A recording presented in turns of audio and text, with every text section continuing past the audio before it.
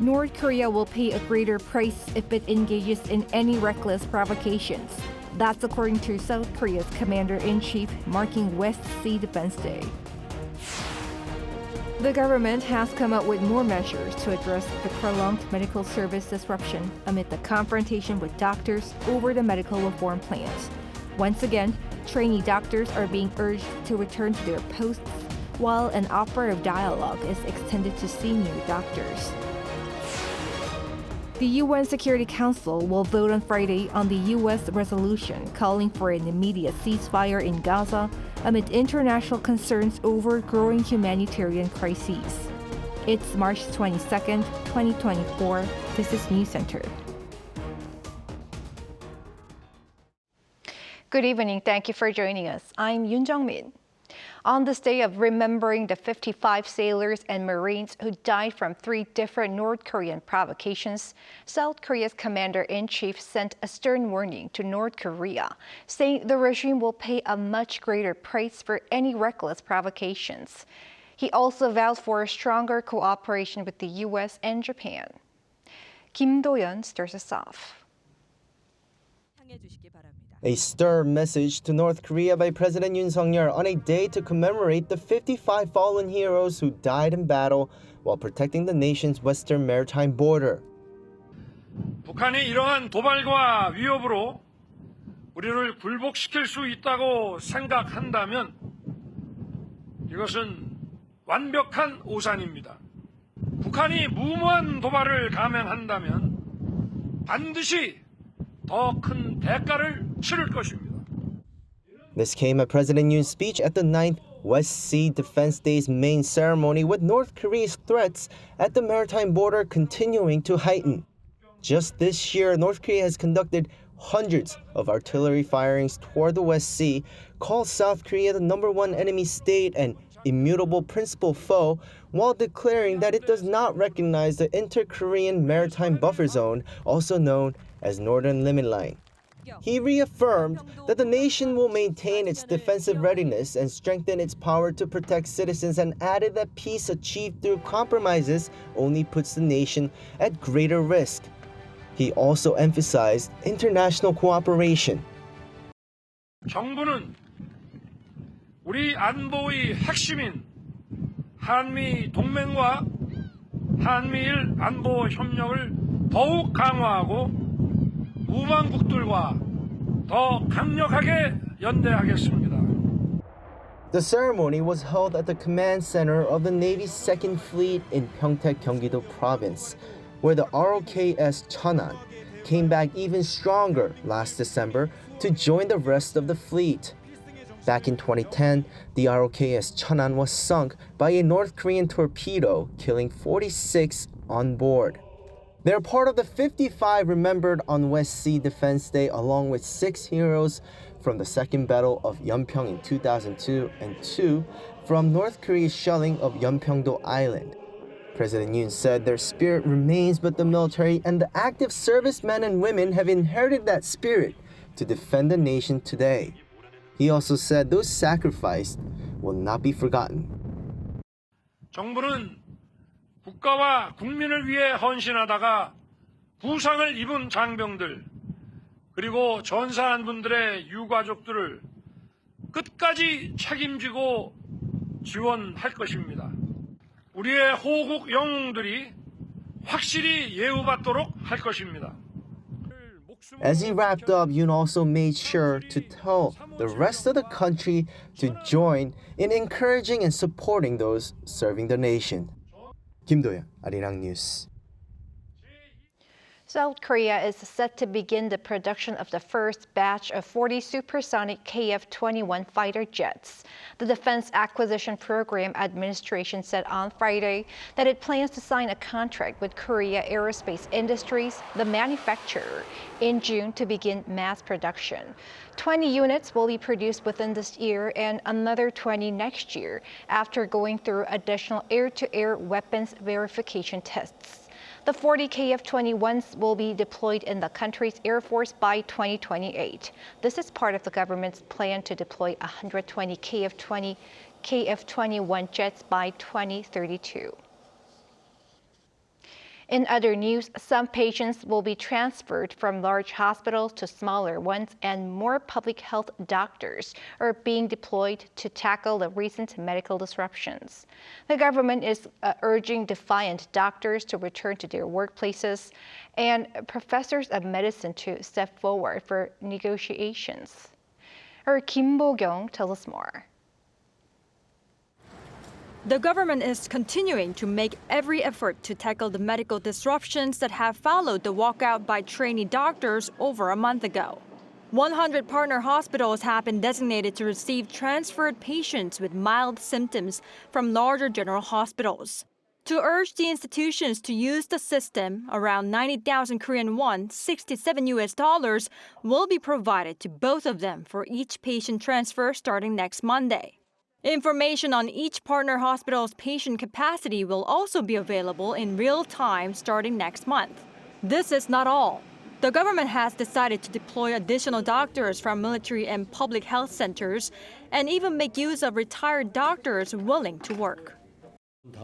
Starting next Monday, we will deploy an additional 247 doctors from military and public health centers, bringing the total up to 413, given that 166 personnel have already been deployed. Also, a senior doctor support center will be opened at the National Medical Center in April to either hire recently retired doctors or fund medical institutions that retain those nearing retirement. Apart from trying to address the medical shortage, the health authorities have repeatedly urged the defiant trainee doctors to return to work, stressing that license suspensions will start next week. Punishment for violations of the return to work order will start next week, but the government will actively consider leniency for those who return or express their intention to return before the enforcement takes place. The health authorities have called on professors of medicine to take part in unconditional talks at any time or place. This comes as the professors have vowed to submit letters of resignation next Monday, although this does give room for negotiations as they are due to convene again on Friday night. While expressing support for those who are going to walk out, the Medical Professors Association of Korea has announced that it will reduce the working hours of hospital professors who carry on working to 52 hours a week starting on the 25th. Kim Bo-kyung, Arirang News. Candidate registration for the upcoming 22nd general election just ended at 6 o'clock. For 2 days, the National Election Commission has been receiving registrations from candidates vying for a seat in the National Assembly. As of yesterday evening, 607 candidates had registered to run in over 250 districts around the country. Official campaigning will begin on the 28th and last for 13 days. Voting is scheduled for April 10th.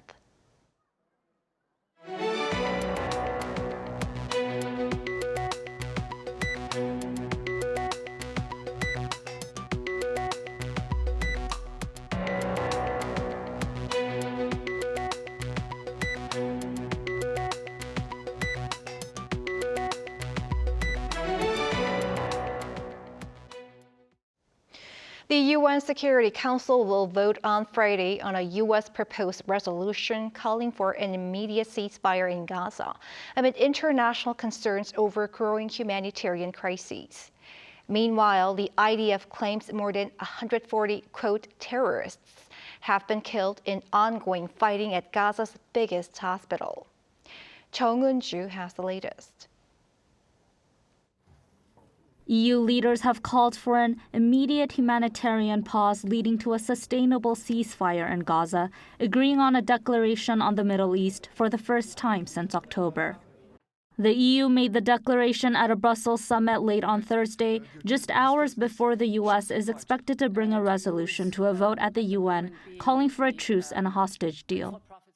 The U.S. proposed United Nations Security Council resolution to be put to a vote in the UN Security Council on Friday morning also reflects greater urgency in Washington's position. It is the first time the Biden administration has used the phrase immediate ceasefire in connection with the release of all remaining hostages, as experts warn of imminent famine in the enclave and pressure grows for stronger international action. The U.S. has vetoed multiple prior UNSC resolutions calling for immediate ceasefires. The vote at the UN on the U.S.-sponsored resolution coincides with Secretary of State Antony Blinken's trip to the Middle East. Blinken returns to Israel on Friday as part of an intensive diplomatic push to reach a sustained and immediate ceasefire in Gaza and deter an Israeli offensive into Rafah. On Thursday, Blinken said that challenges and gaps remain in talks for a possible deal between Israel and Hamas at a news conference in Cairo. Meanwhile, the Israel Defense Forces and Israel Security Agency said Thursday that Israeli troops killed more than 140 people in the raid at Al-Shifa that began on Monday. The agencies claimed that Israeli forces recovered weapons and intelligence documents and arrested over 600 people, including senior officials with Hamas and the Palestinian Islamic Jihad organization. In a statement Thursday, Hamas denied that its fighters were based there and claimed that those killed were wounded patients and displaced people. 정은주, Arirang News.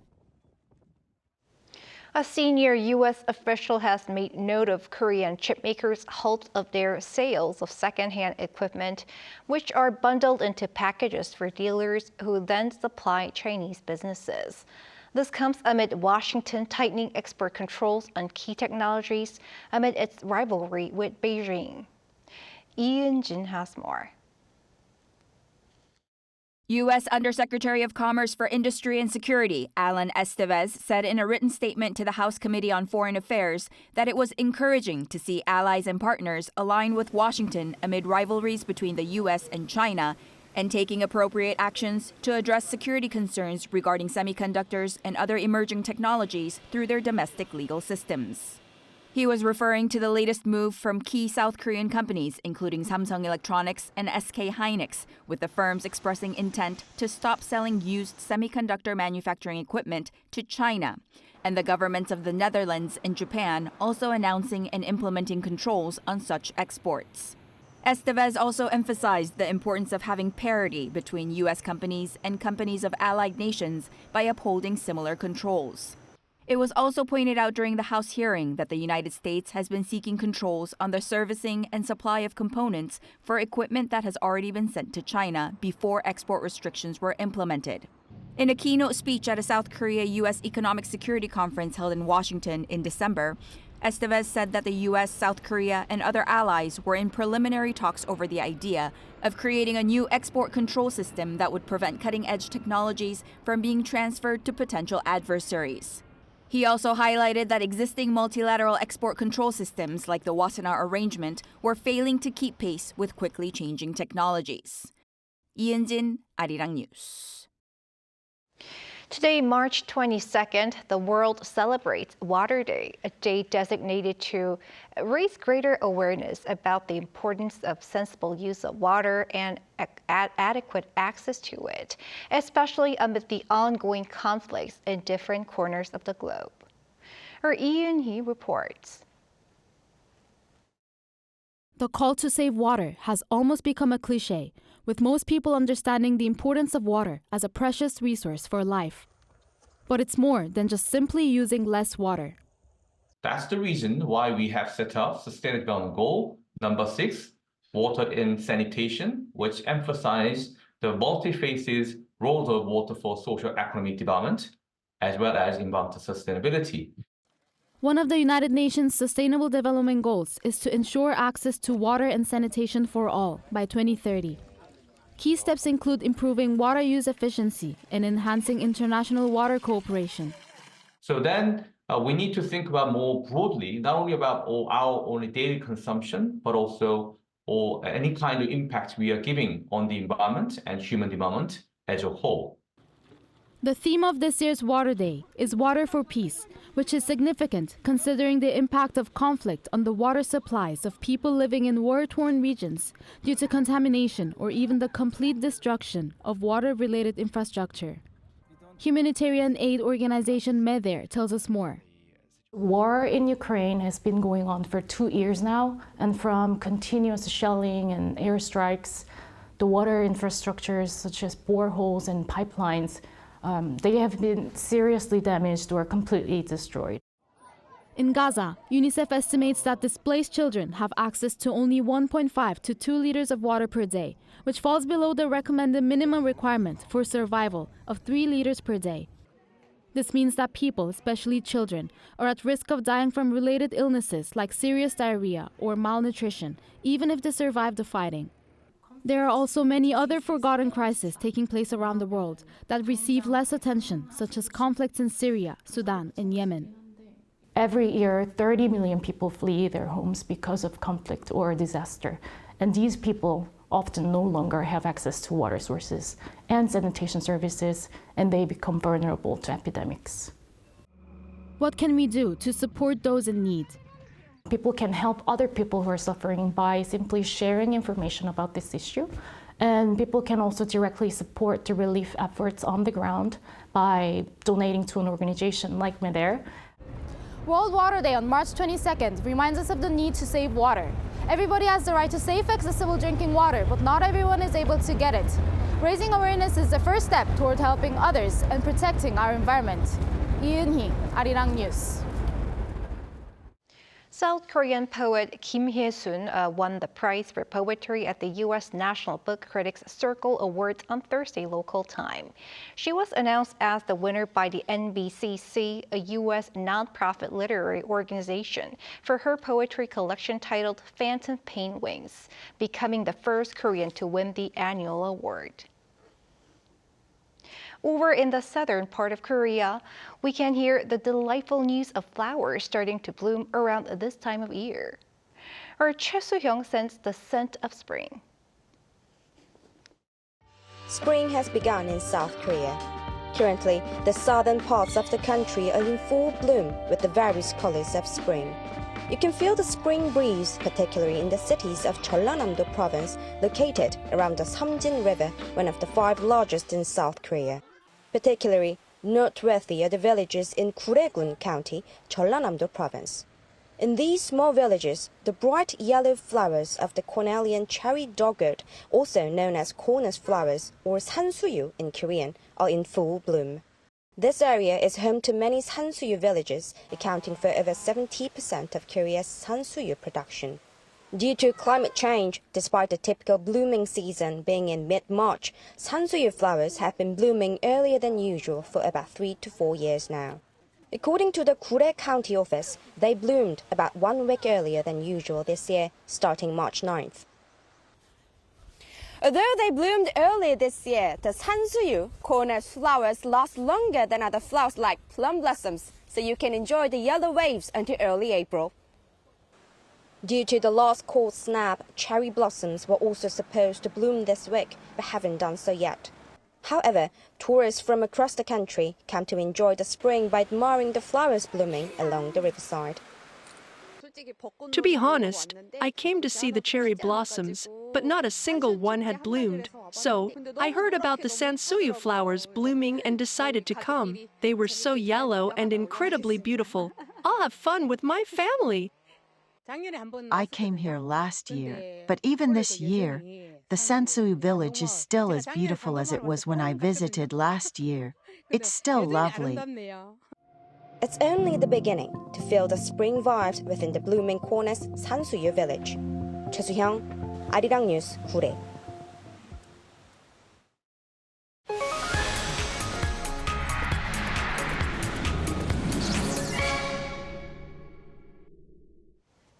Friday means it's time for our weekly arts and culture segment. We have our culture correspondent Song Yoo-jin in the studio. Welcome, Yoo-jin. Hi, JongMin. Hi. What story do you have for us today? Well, JongMin, although today's weather was really cloudy and windy here in Seoul, we are starting to see spring festivals kicking off here in the country, as you just saw from Soo-young's report. And a must-visit spot around this time of year is not only Gurye County, as you just see in the report, it's also Jeju Island in the south. So I thought I'd give you and our viewers a taste of a springtime scene there and fill you in on some cultural events you won't want to miss if you find yourself on the island. And there's actually one event that proves art can truly pop up anywhere. Let's first take a look.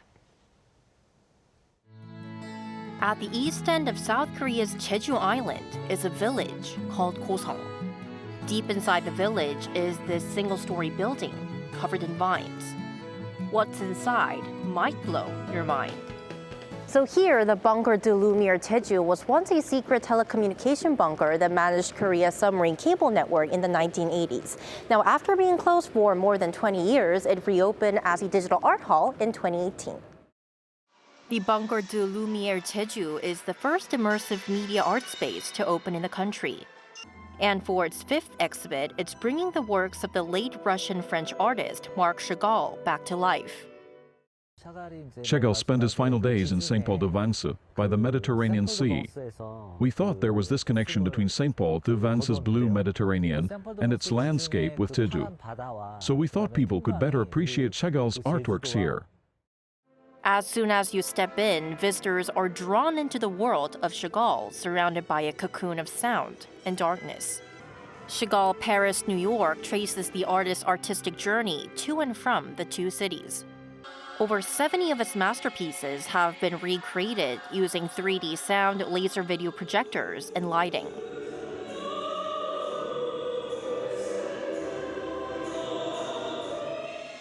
The exhibition's music, ranging from classic, jazz, and klezmer, is what Chagall enjoyed listening to while drawing.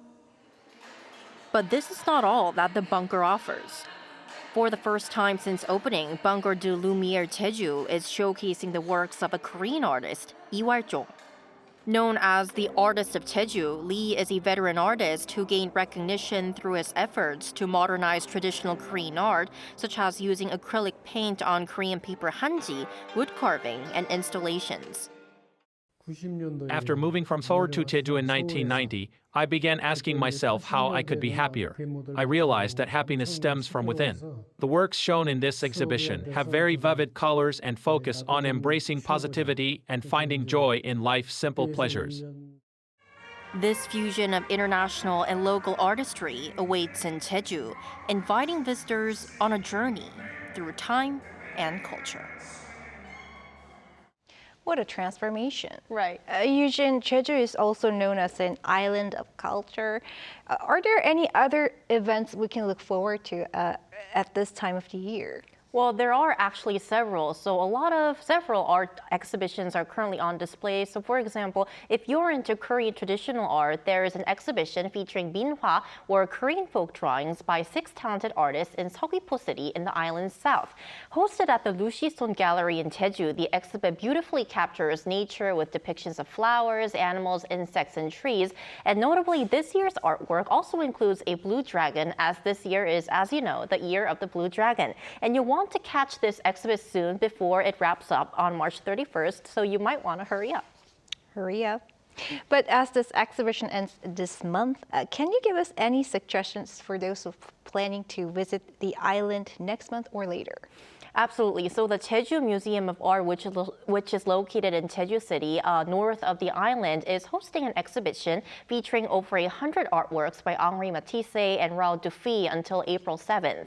The museum also opened a new exhibition titled Monologue of an Old Painter just last week, showcasing works by the late Korean artist Chang Mi-seok. Now, this collection spans from the 1950s to the 1990s and will be on display until November 3rd, so it's definitely worth a visit for both art and history enthusiasts. Sounds fun. Thank you, Eugene, for your report today. My pleasure.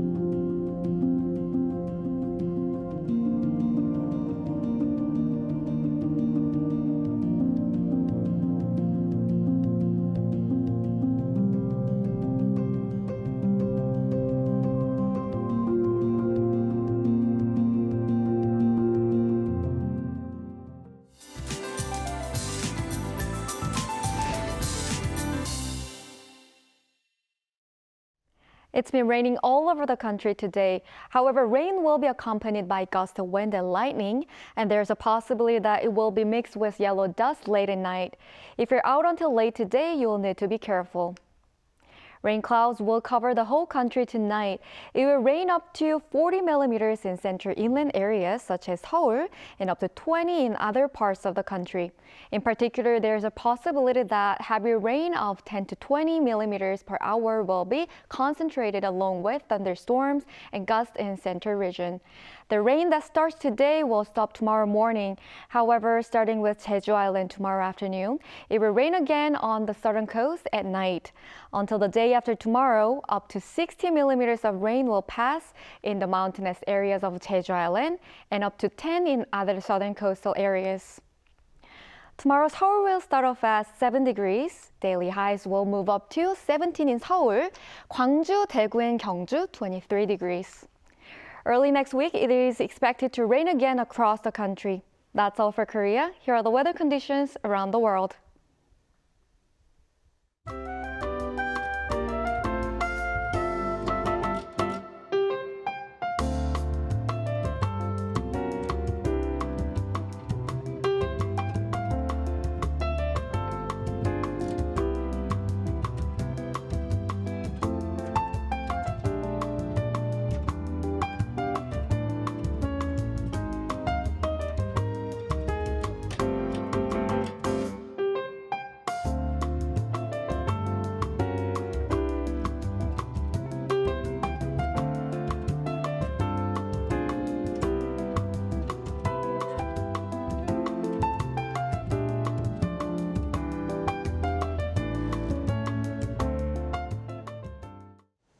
And that is Newscenter for tonight. Thank you for watching. A panel session up next.